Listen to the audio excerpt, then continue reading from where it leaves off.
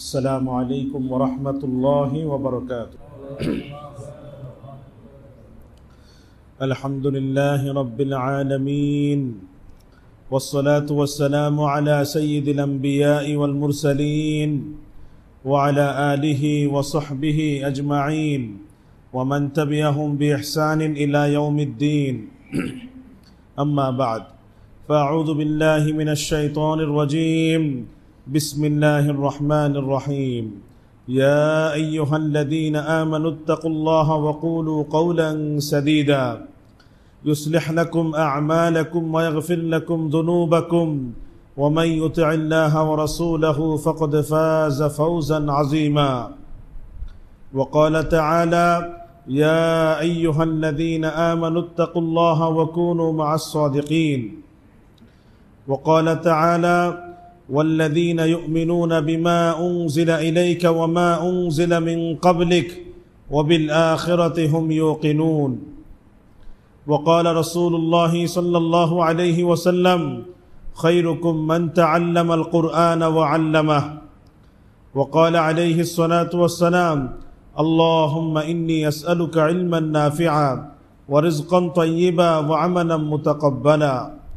وقال عليه الصلاة والسلام: اللهم إني أعوذ بك من علم لا ينفع ومن قلب لا يخشع ومن نفس لا تشبع ومن دعوة لا يستجاب لها، أو كما قال عليه الصلاة والسلام. আলহামদুলিল্লাহ, আল্লাহ তাআলার শুকর, আল্লাহ তাআলার মেহেরবানি যে আল্লাহ তাআলা আমাদেরকে মাগরিবের নামাজ আদায় করার পরে একটি দ্বীনি মজলিসে, কোরআনুল কারীমের মজলিসে কোরআন থেকে কিছু মুযাকারা করার জন্য একসাথে বসার তৌফিক দান করেছেন। আলহামদুলিল্লাহ। এমন যে কোনো মজলিস যেখানে কোরআনের তেলাওয়াত হয়, যেখানে কোরআনের মুযাকারা হয়, এই জাতীয় মজলিসে বসতে পারা বহুত বড় সাআদাত, বহুত বড় সৌভাগ্যের বিষয়, বহুত বড় ফজিলত এবং বহুত বড় মর্যাদার বিষয়। সহিহ মুসলিমের হাদিস 2699 নম্বর হাদিস, রসুল করিম সাল্লাল্লাহু আলাইহি ওয়াসাল্লাম ইরশাদ করেন: মাজতামা কওমুন ফি বাইতিন মিন বুয়ুতিল্লাহ ইয়াতলুনা কিতাবাল্লাহ ওয়া ইয়াতাদারাসুনাহু বাইনাহুম ইল্লা নাযালাত আলাইহিমুস সাকিনাহ ওয়া গাশিয়াতহুমুর রাহমাহ ওয়া হাফফাতহুমুল মালায়েকা ওয়া যাকারাহুমুল্লাহু ফি মান ইনদাহ। আল্লাহ রাসূল বলেন, যখন কিছু মানুষ আল্লাহর ঘরসমূহের মধ্যে থেকে কোনো এক ঘরে একত্রিত হয় এবং একত্রিত হয়ে তারা আল্লাহর কিতাব তেলাওয়াত করে, আল্লাহর কিতাব মুযাকারা করে, তখন সেই মজলিসে যারা উপবিষ্ট থাকে তাদের উপর আসমান থেকে সাকিনা বর্ষিত হয়। ওয়া গাশিয়াতহুমুর রাহমাহ, আল্লাহ তাআলার রহমত এবং দয়া তাদেরকে আচ্ছন্ন করে ফেলে। ওয়া হাফফাতহুমুল মালায়েকা, ফেরেশতারাও তাদেরকে বেষ্টন করে বসে যায়। ওয়া যাকারাহুমুল্লাহু ফি মান ইনদাহ, আর সবচেয়ে বড় পুরস্কার, সবচেয়ে বড় প্রাপ্তি হলোই আল্লাহ তাআলার নিকটবর্তী যে ফেরেশতারা আছেন, আল্লাহ তাআলা তাদের সঙ্গে সেই বান্দাদের প্রশংসা করতে থাকে যে দেখো আমার বান্দারা আমার কালাম নিয়ে বসেছে, আমার কোরআন নিয়ে বসেছে, কোরআন তেলাওয়াত করছে, মুযাকারা করছে। স্বয়ং আল্লাহ তাআলা বান্দাদের প্রশংসা করতে থাকে। তা আমাদের জন্য এর চেয়ে বড় সৌভাগ্য আর কি হতে পারে যে আল্লাহ আমাদের কথা আলোচনা করছে। এর থেকে দুনিয়াতে বড় সৌভাগ্য আর কিছু হতে পারে না। এজন্য আল্লাহ তাআলা আমাদেরকে কোরআনুল কারীমের মজলিসে বসার তৌফিক দিয়েছেন। দিল থেকে আমরা শুকর আদায় করি, আলহামদুলিল্লাহ। আল্লাহুম্মা মা আমসা বি মিন নি'মাহ আও বি আহাদিন মিন খালকিক ফামিনকা ওয়াহদাক লা শারীকা লাক ফালাকাল হামদ ওয়া লাকাশ শুকর। আল্লাহ তাআলা সমগ্র মানবজাতির হেদায়েতের জন্য, সমগ্র মানবজাতিকে সঠিক পথ দেখানোর জন্য আল্লাহ তাআলা এই কোরআনুল কারীমকে অবতীর্ণ করেছে। বহুত আয়াতের মধ্যে আল্লাহ বলেছে, তোর মধ্যে একটা আয়াত সূরাতুল বাকারার 185 নম্বর আয়াত, আল্লাহ ইরশাদ করছেন: শাহরু রমাদানাল্লাযী উনজিলা ফীহিল কুরআন হুদাল লিন-নাসি ওয়া বায়্যিনাতিন মিনাল হুদা ওয়াল ফুরকান। রমজান মাস হলো ওই মাস যেই মাসে কোরআনকে অবতীর্ণ করা হয়েছে, আর কোরআন হলো সমগ্র মানব জাতির জন্য হেদায়েত, সমগ্র মানব জাতির জন্য পথ প্রদর্শক। ওয়া বায়্যিনাতিন মিনাল হুদা, আর এই কোরআন হলো হেদায়েতের দলিল, হেদায়েতের প্রমাণ। ওয়াল ফুরকান, আর এই কোরআন হলো পার্থক্যকারী। কোরআন পার্থক্য করে দেয় কিসের মধ্যে পার্থক্য করে দেয়, ঈমান এবং কুফুরের মাঝে পার্থক্য করে দেয়, তাওহীদ এবং শিরকের মাঝে পার্থক্য করে দেয়, আলো এবং অন্ধকারের মাঝে পার্থক্য করে দেয়, ভালো এবং মন্দের মাঝে পার্থক্য করে দেয়, সত্য এবং মিথ্যার মাঝে পার্থক্য করে দেয়, হক এবং বাতিলের মাঝে পার্থক্য করে দেয়, হেদায়েত এবং গোমরাহির মাঝে পার্থক্য করে দেয় এই কোরআনুল কারীম। এই জন্য যত বেশি কোরআনের চর্চা হবে, কোরআনের শিক্ষা যত ব্যাপক হবে, তত বেশি হেদায়েতের পথ চেনা, হেদায়েতের পথে চলা আমাদের জন্য আসান হবে, আমাদের জন্য সহজ হবে। আর যদি এমন হয় কোরআনের শিক্ষা, কোরআনের চর্চা আমাদের মধ্যে দুর্বল হয়ে গেল, কমজোর হয়ে গেল, তাহলে হেদায়েতের পথ চেনাও কঠিন হবে, হেদায়েতের পথে চলা আরও কঠিন হবে। এই জন্য আমরা সবাই প্রতিজ্ঞা করি জীবনের শেষ পর্যন্ত আমরা কোরআনের সাথে সম্পর্ক মজবুত রাখবো ইনশাআল্লাহ। যদি দুনিয়াতে কোরআনের সাথে সম্পর্ক না করি, কোরআনের সাথে যদি আমার সম্পর্ক না হয়, সব কিছুর সাথে সম্পর্ক হলো, কোরআনের সাথে যদি আমাদের সম্পর্ক না হয়, তাহলে বড় ভয়াবহ হুঁশিয়ারি আল্লাহ তাআলা উচ্চারণ করেছেন সূরাতুল ফুরকানের 30 নম্বর আয়াতের মধ্যে, ওয়াকালা আর-রাসূলু ইয়া রাব ইন্না কওমি ইত্তাখাযু হাযাল কুরআনা মাহজুরা। আল্লাহর রাসূল বলবেন কিয়ামতের দিন, হে আমার প্রতিপালক, আপনি তো আমাকে দুনিয়াতে কোরআন দিয়ে প্রেরণ করেছিলেন, কিন্তু আমার উম্মতের এই সকল ব্যক্তিরা এই কোরআনকে পরিত্যক্ত বস্তু রূপে গ্রহণ করেছে, কোরআনকে ফেলে রেখেছে, কোরআন থেকে গাফেল ছিল, উদাসীন ছিল। আল্লাহ রাসূল সাল্লাল্লাহু আলাইহি ওয়াসাল্লাম এই নালিশ দায়ের করবে, এই অভিযোগ দায়ের করবে। আল্লাহ রাসূল যদি আমার বিরুদ্ধে এই অভিযোগ দায়ের করে যে আমার এই উম্মত কোরআনের সাথে সম্পর্ক রাখে নাই, কোরআন থেকে বিমুখ ছিল, তা আমার কি উপায় হবে? আমার হালাত কি হবে? আমার পরিণতি কি হবে? আমরা তো কেউ চাই না যে আল্লাহ রাসূল আমার বিরুদ্ধে আল্লাহর কাছে অভিযোগ দায়ের করুক। কেউ কি আমরা এটা চাই? কেউ চাই না। এই জন্য আমরা যেহেতু কেউই চাই না যে আল্লাহ রাসূল কিয়ামতের দিন আক্ষেপ করুক এবং আমার বিরুদ্ধে অভিযোগ দায়ের করুক, এটা যেহেতু আমরা কেউই চাই না, এই জন্য সবাই আজম করি, প্রতিজ্ঞা করি, নিয়ত করি যে আমরা আজকে থেকে ইনশাআল্লাহ কোরআনের সাথে সম্পর্ক মজবুত করব ইনশাআল্লাহ। আল্লাহ আমাদের সবাইকে আমল করার তৌফিক দান করেন। কোরআন যারা এখনো শিখতে পারি নাই, কোরআনের সহিশুদ্ধ তেলাওয়াত শিখতে পারি নাই, এটা মনে রাখতে হবে, কোরআনের সহিশুদ্ধ তেলাওয়াত শেখা এটা প্রত্যেকটা মুসলিমের জন্য ফরজ। কোরআনের সহিশুদ্ধ তেলাওয়াত শেখা প্রত্যেকটা মুসলিমের জন্য ফরজ। আমি আবারও বলছি, কোরআনের সহিশুদ্ধ তেলাওয়াত শেখা এটা প্রত্যেকটা মুসলিমের জন্য ফরজ। এটা থেকে গাফেল হওয়ার কোনো সুযোগ নাই যে এটা শিখলে ভালো, না শিখলে অসুবিধা নাই, শিখলে সওয়াব আছে, না শিখলে গুনাহ নাই, এই চিন্তাটা সহি না। কোরআনের সহিশুদ্ধ তেলাওয়াত শেখা সবার জন্য ফরজ। সহিশুদ্ধ তেলাওয়াত যদি না শিখি, বড় বড় গুনাহ আমার দ্বারা হবে, বড় বড় গুনাহ হবে। শুধু একটা গুনাহ হলো এই, যদি আমার এমন অর্থের বিকৃতি হয় অশুদ্ধ তেলাওয়াতের কারণে, অর্থের এমন বিকৃতি হলো যে কোরআনের পুরা মর্মই পরিবর্তন হয়ে গেল, উল্টো হয়ে গেল, তাহলে কিন্তু আমার নামাজই নষ্ট হয়ে যাবে, নামাজই ভঙ্গ হয়ে যাবে। নামাজ ভঙ্গের 19টা কারণ আমরা অনেকেই পড়েছি। এর মধ্যে প্রথম কারণই হলো, যেটা লেখা হয় সেটা হলো নামাজের মধ্যে অশুদ্ধ তেলাওয়াত করা। এটা আমরা অনেকে জেনেছি না, জানি তো অনেকে। তো এই জন্য সবার তেলাওয়াতটা শুদ্ধ হওয়া দরকার। আল্লাহর মেহেরবানি আমাদের এই মসজিদের মধ্যেই তালিমউদ্দিন একাডেমির শাখা আছে। এখন আল্লাহর রহমতে, আগে তো শুধু এশার পরে ছিল, এখন আল্লাহর রহমতে ফজরের পরে, আসরের পরে, মাগরিবের পরে, এশার পরে সব শিফট চালু হয়ে গেছে। এখন শুধু আমাদের শুরু করা দরকার, আমাদের শেখা শুরু করা দরকার। আমি যত দেরি করব ততই আমার ক্ষতি, আমি যত তাড়াতাড়ি শুরু করব আমার লাভ।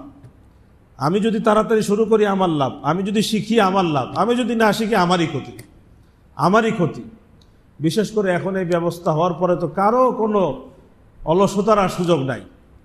যদি এখানে যদি আমার শিখতে কোনো না কোনো অসুবিধা হয়, কোনো না কোনো কারণে সংকোচ হয়, তো তালিমউদ্দিন একাডেমির প্রধান শাখা আছে, প্রধান শাখা আছে, আমরা অনেকেই চিনি। এই যে মসজিদুল আমানের পশ্চিমে হাইপিরিয়ন গার্ডেন যে বিল্ডিংয়ের পশ্চিমে যে রাস্তা, ওই রাস্তা দিয়ে এখান দিয়ে সোজা গেলে হাতের বামে, সেখানে চলে যাই। সকাল, দুপুর, সন্ধ্যা, রাত, যেই শিফটে সুযোগ হয় আমরা অংশগ্রহণ করার চেষ্টা করি।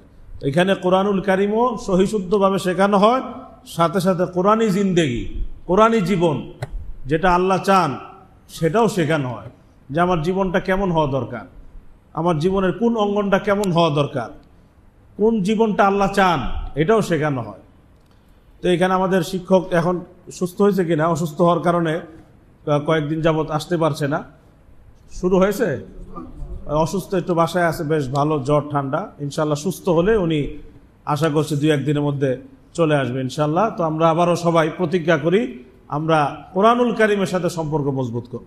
আল্লাহ আমাদের সবাইকে আমল করার তৌফিক দান করে। কোরআনুল কারীম আমাকে সহি শুদ্ধ শিখতে হবে। কোরআনুল কারীমে আল্লাহ আমার কাছে কি চান সেটাকে বুঝতে হবে, এবং কোরআন যেই জীবনটা চায় সেটাকে অনুসরণ করতে হবে। আল্লাহ আমাদের সবাইকে তৌফিক দান করে।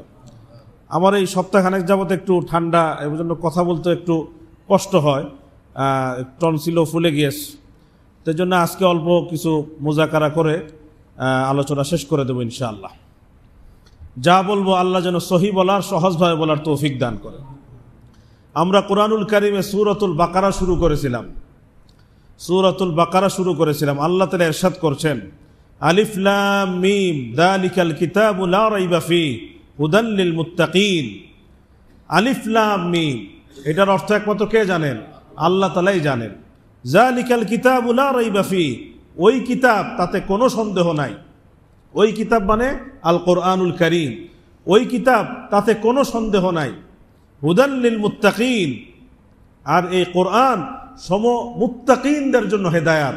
যারা আল্লাহকে ভয় করবে তারা এখান থেকে হেদায়েত নিতে পারবে। আল্লাযীনা ইউমিনুনা বিল গায়ব ওয়া ইউকিমুনাস সালাহ ওয়া মিম্মা রাযাকনাহুম ইউনফিকুন। মুত্তাকি কারা? আল্লাহ এখন বলছেন, মুত্তাকি হলো তারা যারা গায়েবের প্রতি ঈমান রাখে। যারা গায়েবের প্রতি ঈমান রাখে, যেটা আমি দেখতে পাচ্ছি না, আমার চোখের সামনে নাই, কিন্তু আল্লাহ এবং তার রাসূল বলেছেন, যদিও আমি দেখছি না, আমার গায়েবে, আমার কাছে সেটা অদৃশ্য, কিন্তু আল্লাহ এবং তার রাসূল বলেছেন, আমি সেটাকে সত্য হিসাবে মেনে নিলাম। এটার নামই হলো ঈমান বিল গায়েব। এটার নামই হলো গায়েবের প্রতি ঈমান। এটার নামই হলো গায়েবের প্রতি ঈমান। ওয়া ইউকিমুনাস সালাহ, যারা নামাজ কায়েম করে, নামাজ যথাযথভাবে আদায় করে। ওয়া মিম্মা রাযাকনাহুম ইউনফিকুন, এবং আমি রিজিক হিসাবে তাদেরকে যা দিয়েছি তা থেকে তারা খরচ করে, আমার পছন্দনীয় কাজে ব্যয় করে।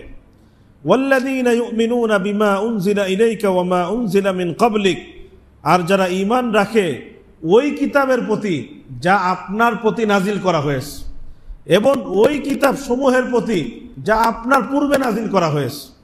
ওয়া বিল আখিরাতি হুম ইউকিনুন, আর আখিরাতের প্রতি তারা পূর্ণ বিশ্বাস রাখে। আখিরাতের প্রতি তারা পূর্ণ বিশ্বাস রাখে। উলাইকা আলা হুদাম মির রাব্বিহিম ওয়া উলাইকা হুমুল মুফলিহুন। এখন আল্লাহ বলছেন, এই যে এতক্ষণ যেই গুণগুলোর কথা আল্লাহ বললেন, যারা এই গুণের অধিকারী হবে, আল্লাহ বলছেন তারাই তাদের প্রতিপালকের পক্ষ থেকে হেদায়েতের উপর আছে, এবং তারাই হলো সফল কাম। তারাই হলো সফল কাম। তা আমরা যদি হেদায়েত পেতে চাই, সফল কাম হতে চাই, তাহলে এই গুণগুলি আমাদের জীবনে আসতে হবে। এই গুণগুলি আমাদের জীবনে ধারণ করতে হবে। আমরা যেন এই গুণগুলো নিজেদের জীবনে ধারণ করতে পারি, আল্লাহ আমাদের সবাইকে তৌফিক দান করে। তা আমরা প্রত্যেকটা বিষয় নিয়েই আলোচনা করেছিলাম। সর্বশেষ আলোচনা হয়েছিল ওয়ামা উনজিলা মিন ক্বাবলিক, আপনার পূর্বে যেই কিতাব নাজিল করা হয়েছে তার প্রতি ঈমান রাখ। এটা নিয়ে আমরা বিস্তারিত আলোচনা করেছি, হয়তো অনেকেরই মনে আছে। পূর্ববর্তী কোরআনের আগেও কিছু আসমানি কিতাব আল্লাহ তাআলা নাজিল করেছিলেন, যেগুলো আল্লাহ কোরআনেই বলেছে। যেমন তাওরাত আল্লাহ তাআলা কার উপর নাজিল করেছেন? মুসা আলাইহিস সালাতু ওয়াস সালামের উপরে নাজিল করেছে। যেমন ইনজিল একটা আসমানি কিতাব, আল্লাহ তাআলা কার উপর নাজিল করেছেন? ঈসা আলাইহিস সালামের উপর নাজিল করেছে। জাবুর একটা আসমানি কিতাব, আল্লাহ তাআলা কার উপর নাজিল করেছেন? দাউদ আলাইহিস সালাতু ওয়াস সালামের উপরে নাজিল করেছে। তো যারা আপনার পূর্বে নাজিল হয়েছে সেই সব কিতাবের প্রতিও ঈমান রাখে। তো পূর্ববর্তী আসমানি কিতাব সমূহের প্রতি ঈমান, পূর্ববর্তী আসমানি কিতাব সমূহের প্রতি ঈমান, এটার মানে কি আমরা আলোচনা করেছিলাম। পূর্ববর্তী আসমানি কিতাব সমূহের প্রতি ঈমান, এটার অর্থ কি, এটা আমাদেরকে বুঝতে হবে। বিশেষ করে বর্তমানে আমাদের দেশে খ্রিস্টান মিশনারিদের দাওয়াত খুব ব্যাপক, তাদের প্রচার খুব ব্যাপক, খুব তারা বিভিন্ন জায়গায় তারা দাওয়াতি কাজ করে। তো তারা দাওয়াত দিতে গিয়ে যে কাজটা করে, একটা ইনজিল শরীফ, পবিত্র বাইবেল তারা মুসলমানের সামনে ধরে, আর বলে যে এটাই হলো সেই ইনজিল যেটা ঈসা আলাইহিস সালামের উপর নাজিল হয়েছে, আর এটার প্রতি তো তোমাকে কোরআনেই আল্লাহ বলেছে ঈমান আনার জন্য, সুতরাং এই কিতাব তুমি পড়ো, এটার প্রতি ঈমান রাখো, এটা মোতাবেক আমল করো। এইভাবে দাওয়াত দিয়ে, ধোঁকা দিয়ে মুসলমানদেরকে খ্রিস্টান বানাচ্ছে, এই জন্য আমাদের সামনে স্পষ্ট থাকতে হবে পূর্ববর্তী আসমানের কিতাবের প্রতি ঈমানের মানে কি বলা হয়েছে। যেই কথাটা বলা হয়েছে আমি আরেকবার বলছি, যে পূর্ববর্তী যে আসমানি কিতাব, যেটা তাওরাত, ইনজিল, যেটা আল্লাহ ঈসা আলাইহিস সালাম, মুসা আলাইহিস সালামের প্রতি নাজিল করেছেন, আল্লাহ যেটা নাজিল করেছেন সেটা হক, সেটা সত্য। আল্লাহ যেটা নাজিল করেছেন সেটা হক, সেটা সত্য। কিন্তু সাথে সাথে আরো দুইটা কথা মনে রাখতে হবে। এই দুইটা কথা আল্লাহ কোরআনে বলেছে। আর দুইটা কথা কি? দ্বিতীয় কথা হলো আল্লাহ তাআলা কোরআনে বিভিন্ন জায়গায় বলেছেন যে পূর্ববর্তী যে কিতাবগুলো নাজিল হয়েছে, ইহুদি এবং খ্রিস্টানরা এই কিতাবগুলোকে বিকৃত করে ফেলেছে। কি করে ফেলেছে? বিকৃত করে ফেলেছে, পরিবর্তন করে ফেলেছে। তারা নিজেদের কথা এটার মধ্যে কি করেছে? ঢুকিয়ে দিয়েছে। সুতরাং যতক্ষণ কোনটা বিকৃত অংশ, কোনটা আল্লাহর কালামের অংশ, এটা যতক্ষণ পার্থক্য না হবে ততক্ষণ সেটার প্রতি ঈমান আনার কোনো সুযোগ নাই, কোনো সুযোগ নাই। এটাকে আল্লাহর কিতাব ইনজিল বলার কোনো কি নাই, সুযোগ নাই। এটার প্রতি বিশ্বাস রাখতে হবে, ওগুলো বিকৃতির শিকার হয়েছে। তৃতীয় যেই কথা সেটা হলো আল্লাহ তাআলা যেই তাওরাত নাজিল করেছে, ইনজিল, সেটা সত্য, ঠিক আছে, এবং সাথে বিকৃত হয়ে গেছে, এটাও ঠিক আছে। কিন্তু মনে রাখতে হবে মুহাম্মদুর রাসূলুল্লাহ সাল্লাল্লাহু আলাইহি ওয়াসাল্লাম যখন দুনিয়াতে এসেছেন, আল্লাহ তাআলা ওনার উপর কোন কিতাব নাজিল করেছেন? কোরআনুল কারীম নাজিল করেছেন। তো আল্লাহ রাসূল সাল্লাল্লাহু আলাইহি ওয়াসাল্লাম হলো কিয়ামত পর্যন্ত সর্বশেষ রাসূল। ওনাকে যে শরীয়ত দেওয়া হয়েছে এটা হলো সর্বশেষ শরীয়ত। ওনাকে যে কিতাব দান করা হয়েছে কোরআনুল কারীম, এটা হলো সর্বশেষ কিতাব, এটা হলো সর্বশেষ কিতাব। এই কোরআন নাজিল হওয়ার পর, কোরআনী শরীয়ত আসার পরে পূর্ববর্তী আসমানি কিতাবের যে শরীয়ত যেটা ছিল সেটা আল্লাহ তাআলা কি করে দিয়েছেন? রহিত করে দিয়েছেন। সেটা আল্লাহ কি করে দিয়েছেন? মানসুখ করে দিয়েছেন, রহিত করে দিয়েছেন। এখন নাজাত এবং মুক্তি যদি আমরা পেতে চাই তাহলে আমাদেরকে কোরআন এবং কোরআনী শরীয়ত অনুসরণ করতে হবে, কোরআন এবং কোরআনী শরীয়ত অনুসরণ করতে হবে। পূর্ববর্তী আসমানি কিতাবের যে শরীয়ত, কোরআন সমর্থিত হবে সেটা মানা যাবে, কোরআন সমর্থিত না হলে সেটাকে অনুসরণ করা যাবে না। বিষয়টা পরিষ্কার হয়েছে তো? আল্লাহ আমাদের সবাইকে আখিরি নবী, আখিরি কিতাবের প্রতি সহিভাবে এবং পূর্ববর্তী আসমানি কিতাব সমূহের প্রতি সহিভাবে ঈমান আনার তৌফিক দান করে। তারপর আল্লাহ তাআলা বলছেন ওয়াবিল আখিরাতি হুম ইউকিনুন, আখিরাতের প্রতি তারা পূর্ণ ইয়াকিন রাখে, পূর্ণ বিশ্বাস রাখে। আখিরাতের প্রতি ঈমান, এটার উপরই মুখতাসার কিছু কথা বলে আজকে আলোচনা শেষ করে দেব ইনশাআল্লাহ। আখিরাতের প্রতি ঈমানের মধ্যে কয়েকটা অংশ আছে। এক নম্বর, আখিরাতের প্রতি ঈমান মানে কি, এটার মর্ম কি। দ্বিতীয় হলো আখিরাত এটা জরুরি কেন, আখিরাতের কেন প্রয়োজন, আখিরাতের প্রতি ঈমানটা কেন প্রয়োজন। তৃতীয় হলো আল্লাহ তাআলা আখিরাত কেন দান করলেন, দুনিয়াতে তো আল্লাহ পুরস্কার দিতে পারতেন, শাস্তি দিতে পারতেন। চতুর্থ হলো আখিরাতের প্রতি ঈমানের কি প্রভাব মানুষের জীবনে পড়ে। এই চারটা বিষয় খুব গুরুত্বপূর্ণ। এক নম্বর, আখিরাতের প্রতি তারা পূর্ণ ইয়াকিন রাখে, পূর্ণ বিশ্বাস রাখে।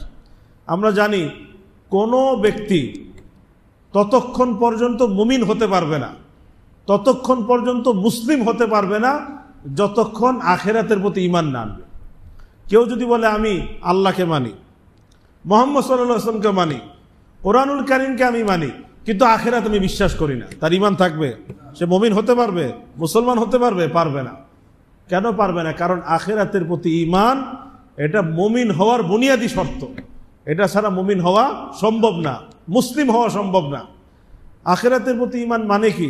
এই কথা অন্তরে বিশ্বাস পোষণ করা যে আমি এখন যে জগতে বসবাস করছি এটা হলো দুনিয়া, দুনিয়ার জীবন, দুনিয়ার জগৎ, এটা হলো দুনিয়ার জীবন, দুনিয়ার জগৎ। তবে এই জগৎ এবং এই জীবনটাই শেষ না। এই জীবনটা শেষ হওয়ার পরে, এই জগৎটা ধ্বংস হওয়ার পরে আরেকটা জীবন, আরেকটা জগৎ শুরু হবে। সেই জগতে মানুষের হিসাব নিকাশ হবে, সে ভালো মন্দ যেই কাজ করেছে ভালো কাজের সুফল এবং জাযা, পুরস্কার সে লাভ করবে, মন্দ কাজের প্রতিফল, শাস্তি সে লাভ করবে। এই জীবনের পরে আরেকটা জীবনে এই ঘটনাগুলো ঘটবে, সেই জীবনটার নামই হলো আখিরাত। সেটার নামই হলো কি? আখিরাত। তো আমাদের এই দুনিয়ার জীবন এটাই কি শেষ না? এরপরে আরেকটা জীবন আছে, এই জগৎটাই কি শেষ? তারপর আরেকটা জগৎ আছে, সেই জগতের প্রতি ঈমান আনা, ওই জীবনের প্রতি ঈমান আনা, ওটাই হলো আখিরাতের প্রতি ঈমান, ওটাই হলো আখিরাতের প্রতি ঈমান। দ্বিতীয় কথা, আখিরাতের প্রতি ঈমান। আখিরাত এটা জরুরি কেন? আমাদের আকল বুদ্ধি যদি আমরা খাটাই তাহলে দেখা যাবে আখিরাত এটা আমাদের জন্য অনিবার্য, এটা অনিবার্য। এটা আল্লাহ তাআলার যে একটা গুণ, উনি ন্যায়পরায়ণ, উনি ইনসাফ করেন, জুলুম করেন না, এই গুণের দাবিও হলো আখিরাত থাকতে হবে। কিভাবে? আমরা যদি দুনিয়াতে দেখি, দেখা যাবে অনেক মানুষ আছে, ভালো মানুষ, খুবই ভালো মানুষ, নেককার মানুষ, দিনদার মানুষ, আল্লাহর প্রত্যেকটা বিধান সে পালন করে, সাথে সাথে মাখলুকের প্রত্যেকটা হক সে রক্ষা করে, মাখলুকের সবার হক সে রক্ষা করে, কাউকে সে কষ্ট দেয় না, কারো প্রতি জুলুম করে না, কারো কোনো ক্ষতি করে না। এরকম বহুত মানুষ আমাদের সমাজে আছে না? বহুত মানুষ আছে এরকম, সমাজে বহুত লোক পাওয়া যাবে যারা পরিপূর্ণ আল্লাহর আহকাম মেনে চলে, আল্লাহর হক আদায় করে এবং বান্দার হক আদায় করে। আল্লাহর কোনো হকও সে নষ্ট করে না, মাখলুকের কোনো হকও নষ্ট করে না। কিন্তু এই লোকটা দুনিয়াতে বসবাস করে, এক সময় তার দুনিয়া থেকে যাওয়ার ফায়সালা হয়, সে কবরে চলে যায়, কবরে চলে যায়। আবার দেখা যায় কিছু মানুষ এমনও আছে এই জগতের বুকে যারা আল্লাহর কোনো হুকুম মেনে চলে না, আল্লাহর কোনো হক সে মানে না, আল্লাহর কোনো হক সে রক্ষা করে না, এমনকি মাখলুকেরও কোনো হক সে আদায় করে না। মাখলুককে সে কষ্ট দিচ্ছে, মাখলুকের মধ্যে জুলুম করছে, যত ধরনের অন্যায় ফাসাদ সে করছে। এই লোকটাও দুনিয়াতে বসবাস করছে, একসময় সে দুনিয়া থেকে বিদায় গ্রহণ করছে, দুনিয়া থেকে চলে যাচ্ছে। তো যে নেককার সেও দুনিয়া থেকে চলে গেল, যে বদকার সেও দুনিয়া থেকে চলে গেল। নেককার তাকে আমরা দুনিয়াতে এটার কোনো পুরস্কার পেতে দেখলাম না, যে বদকার তাকেও এটার কোনো শাস্তি আমরা দুনিয়াতে পেতে দেখলাম না। তাহলে তো সমান হয়ে গেল, তাহলে তো সমান হয়ে গেল। আল্লাহ তো দুনিয়া সৃষ্টি করেছেন, ওই বদকার নেককার কি করেছে আল্লাহ সব দেখেছেন। এরপরে যদি আল্লাহ তাআলা যে নেককার তাকে পুরস্কার না দেয়, যে বদকার তাকে শাস্তি না দেয়, তাহলে আল্লাহ কেমন ইনসাফকারী হলেন? আল্লাহ এটাই কোরআনে বলেছেন, আফানাজালুল মুসলিমিনা কাল মুজরিমিন, যারা আমার অনুগত বান্দা হবে আমি কি তাদের সঙ্গে সেই আচরণই করব যারা অপরাধী? তাদের সঙ্গে আমি কি সমান আচরণ করব? এটা তো হতে পারে না, এটা তো সম্ভব না। তো দুনিয়াতে যেহেতু শাস্তি হলো না এবং যে পুরস্কার পেল না, এটারই অনিবার্য দাবি হলো, এটারই অনিবার্য তাকাজা হলো আরেকটা জগৎ থাকতে হবে, আরেকটা জীবন থাকতে হবে। সেই জীবনে আল্লাহ তাআলা নেককারকে তার নেক কাজের পুরস্কার দান করবেন এবং বদকারকে তার বদ কাজের শাস্তি প্রদান করবেন। সেটার নামই হলো আখিরাত, সেটার নামই হলো কি? আখিরাত।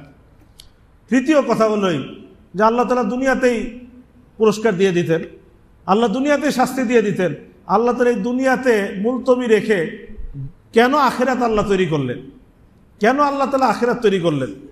এই কারণে করলেন, আল্লাহ তাআলা যদি দুনিয়াতে নেককারকে নেকির প্রতিদান দিয়ে দেন, সাথে সাথে বদকারকে শাস্তির প্রতিদান দিয়ে দেন, তাহলে এই দুনিয়া আর দারুল ইমতিহান, পরীক্ষার জায়গা হইল না। দুনিয়াকে তো আল্লাহ পরীক্ষার জায়গা বানিয়েছেন, এইখানে আল্লাহ শাস্তিও দিবে না, পুরস্কারও দিবে না। এইটা মানুষের জন্য ইমতিহান, পরীক্ষা। আল্লাহ দেখতে যাচ্ছেন কে ভালো কাজ করে। আমি তো বলেছি ভালো কাজ করলে জান্নাত পাবা, আমি বলেছি খারাপ কাজ করলে জাহান্নাম পাবা। সুতরাং এখন দেখি আমার বান্দা আমার কথা শুনে কিনা। আল্লাহ তাআলা পরীক্ষা করছেন। তা আল্লাহ যদি তাৎক্ষণিক দিয়ে দিতেন তাহলে আর এটা কি হতো না, পরীক্ষার জায়গা হতো না।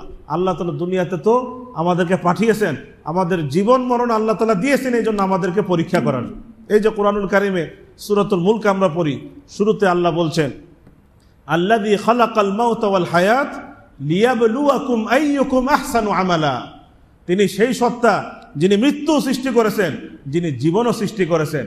কি জন্য সৃষ্টি করেছেন? তোমাদেরকে পরীক্ষা করার জন্য, তোমাদের মধ্যে কে নেক আমল করে। আল্লাহ তাআলা এই জন্য দুনিয়ার জীবন দিয়েছেন, দুনিয়ার মৃত্যু দিয়েছেন। দুনিয়াতে আল্লাহ দেখবেন কে ভালো কাজ করে, কে উত্তম আমল করে। এই জন্য আল্লাহ তাআলা এখানে সাধারণত আল্লাহ তাআলা কখনো কখনো ব্যতিক্রম ঘটে, সাধারণত আল্লাহ তাআলার নিজাম হলো এখানে বান্দা নেক আমল করবে, এটার পুরস্কার আখিরাতে পাবে। এখানে বান্দা খারাপ কাজ করবে, এটার শাস্তি সে আখিরাতে পাবে। কখনো আল্লাহ ব্যতিক্রম ভাবে কিছু পুরস্কার নেককারকে দুনিয়াতেই দেন, কখনো আল্লাহ ব্যতিক্রম ভাবে পাপীকে কিছু শাস্তি দুনিয়াতেই দেন। কিন্তু এটা আল্লাহর মূল নিজাম না, এটা আল্লাহর মূল ব্যবস্থাপনা না। আল্লাহর মূল নিজাম হলো আল্লাহ শাস্তি, পুরস্কার এবং তিরস্কার কোথায় রেখেছেন? আখিরাতে রেখেছে। এই জন্য আল্লাহ বলেছেন মালিকি ইয়াউমিদ্দিন, মালিকি ইয়াউমুদ্দিন, তিনি বিচার দিবসের মালিক। আল্লাহ কি শুধু বিচার দিবসের, আল্লাহ দুনিয়ার মালিক না? আল্লাহ তো দুনিয়ার মালিক, কিন্তু বিচার দিবসের মালিক কেন বিশেষভাবে আল্লাহ বলেছেন? কারণ ওই দিন একমাত্র আল্লাহ তাআলাই বিচার করবেন, ওই দিন একমাত্র আল্লাহর কর্তৃত্বই চলবে। ওদিন দুনিয়াতে যেভাবে কিছু ছোট ছোট কর্তৃত্ব আল্লাহ আমাদেরকে করার সুযোগ দিয়েছেন, সেদিন এই সমস্ত সুযোগ থাকবে না। সেদিন আল্লাহ পূর্ণ কর্তৃত্ব করবেন, বিচার করবেন এবং প্রত্যেকের কর্মফল পাবে। সর্বশেষ কথা, ওয়াবিল আখিরাতি হুম ইউকিনুন, আখিরাতের প্রতি তারা পূর্ণ বিশ্বাস রাখে, আখিরাতের প্রতি তারা পূর্ণ বিশ্বাস রাখে। এই যে আকীদাটা, এই যে ঈমানটা, আখিরাতের প্রতি ঈমান, এই ঈমানটা কিন্তু অনেক জরুরি, অনেক জরুরি। এই ঈমান যার যত মজবুত হবে, সেটার প্রভাব তার জিন্দেগির মধ্যে পড়বে, তার জিন্দেগির মধ্যে পড়বে। যার এই ঈমান যত দুর্বল হবে, এটার প্রভাবও তার জীবনের মধ্যে পড়বে। কিভাবে? কোনো ব্যক্তি আখিরাতের প্রতি ঈমান মজবুত হওয়া মানেই হলো যে এখানে আমি যা করছি এটা কিন্তু একজন দেখছেন, তিনি কে? আল্লাহ। আমি যে এখানে ভালো কাজ করছি তিনি কিন্তু দেখছেন, এখানে যে মন্দ কাজ করছি তিনি কিন্তু দেখছেন। উনি এখানে আমাকে হয়তো কিছু বলবেন না, এখানে হয়তো কিছু বলবেন না, এমনকি হতে পারে কেউ আমাকে কিছু বলবে না, কিন্তু এরপরে কিন্তু আরেকটা জগৎ আছে, সেখানে কিন্তু আল্লাহকে ঠিকই আমার হিসাব দিতে হবে, সেদিন কিন্তু আমাকে ঠিকই পাকড়াও হতে হবে। এই বিশ্বাসটা যখন মানুষের অন্তরে মজবুত হয়, তখন সে ভালো কাজের প্রতি উদ্বুদ্ধ হয়, মন্দ কাজ থেকে সে বিরত থাকার চেষ্টা করে। যে আমি যদি মন্দ কাজ করি, এখানে কেউ হয়তো কিছু বলছে না, কিন্তু আল্লাহ তো আমাকে ধরবেন, আল্লাহ তো আখিরাতে আমাকে পাকড়াও করবেন, আখিরাতে তো আল্লাহর সামনে আমার দাঁড়াইতে হবে। ইয়াউমা ইয়াকুমুন নাসু লিরাব্বিল আলামিন, সেদিন সমস্ত মানুষকে রব্বুল আলামিনের সামনে দাঁড়াইতে হবে। এটা আল্লাহ কোথায় বলছে? ওই যে মাপে কম দিচ্ছে, ওজনে কম দিচ্ছে। আল্লাহ তাআলা বলছেন, তোমরা কি ভুলে গেছো? ইয়াউমা ইয়াকুমুন নাসু লিরাব্বিল আলামিন, ওই দিনের কথা যেদিন সমস্ত মানুষকে রব্বুল আলামিনের সামনে দাঁড়াইতে হবে। তুমি যে মাপে ওজনে কম দিচ্ছ, তোমাকে কেউ কিছু বলছে না, তোমাকে ওই দুদক ধরছে না, তারপর আর কি কে আছে, পুলিশ ধরছে না, প্রশাসন লোক ধরছে না, কিন্তু একজন ওনার সামনে তো তোমাকে দাঁড়াইতে হবে, ওনার সামনে তো তোমাকে দাঁড়াতে হবে। তখন তুমি কি করবা? ওনার থেকে তো ফাঁকি মারার সুযোগ নাই। তো মানুষের অন্তরে যখন ইয়াকিন মজবুত হবে, তখন সে ধোঁকাবাজি করবে না, অন্যায় করবে না, অপরাধ করবে না, সে ভালো কাজ করবে। এই জন্য রাসূল করিম সাল্লাল্লাহু আলাইহি ওয়াসাল্লাম যখন দুনিয়াতে আল্লাহ উনাকে পাঠিয়েছেন, আল্লাহ রাসূল সাল্লাল্লাহু আলাইহি ওয়াসাল্লাম সবচেয়ে প্রথম যেই কাজটা করেছেন, মানুষের অন্তরে আল্লাহর ভয় তৈরি করার চেষ্টা করছেন, আখিরাতের ফিকির তৈরি করার চেষ্টা করেছেন, যে তুমি যদি অন্যায় করো তাহলে কিন্তু আল্লাহ কিন্তু ঠিকই দেখছেন, তুমি এখানে পার পেয়ে গেলেও ওখানে কিন্তু পার পাওয়ার সুযোগ নেই, ওখানে তার সামনে তোমাকে দাঁড়াতে হবে, তোমাকে হিসাব দিতে হবে। এমনভাবে মানুষের অন্তরে এটা বদ্ধমূল করে দিয়েছিলেন, যেই মাটিতে খুনাখুনি, রক্তপাত, সংঘাত ছাড়া তারা কিছুই বুঝতো না, সেই মানুষগুলো একেবারে ভালো মানুষ, সোনার মানুষে পরিণত হয়ে গেছে। সব ধরনের হানাহানি, সংঘাত, রক্তপাত থেকে তারা এমনভাবে বিরত থেকেছে, পুরা ইনসাফ এবং শান্তি এবং নিরাপত্তার সমাজ কায়েম হয়ে গিয়েছে। যেমন একটা ঘটনা আমি অনেকবার শুনিয়েছি, এটা বলে শেষ করে দিচ্ছে। সহিহ বুখারীর হাদিস, 3595 নম্বর হাদিস। আল্লাহ রাসূল সাল্লাল্লাহু আলাইহি ওয়াসাল্লাম সাহাবী আদি ইবনে হাতেম রাদিয়াল্লাহু আন, উনি বলছেন, আমি আল্লাহ রাসূলের কাছে বসা, এক লোক এসে বলছে, আল্লাহ রাসূল অমুক জায়গায় ডাকাতি, আল্লাহ রাসূল অমুক জায়গায় খুন হয়েছে, আল্লাহ রাসূল দারিদ্র, বিভিন্ন জন বিভিন্ন শিকায়েত। যখন আল্লাহ রাসূল সাল্লাল্লাহু আলাইহি ওয়াসাল্লাম সবাই চলে গেল, আমাকে জিজ্ঞেস করলেন, হাল রাআইতাল হিরা, হে আদি তুমি কি পারস্যের হীরা শহর দেখেছো? আমি বললাম, মা রাআইতুহা ওয়ালাকিন ক্বাদ উমবিতু আনহা, আমি দেখি নাই, তবে আমি জানি হীরা শহর আছে, আমি জানি হীরা শহর নামে একটা শহর আছে। আল্লাহ রাসূল আমাকে বললেন, আর আইতা ইন তালাত বিকা হায়াত লা তারায়ান্না আয-যাইনা তারতাহিলু মিনাল হিরা হাত্তা তাতুফা বিল বাইত ওয়া লা তাখাফু আহাদান ইল্লাল্লাহ।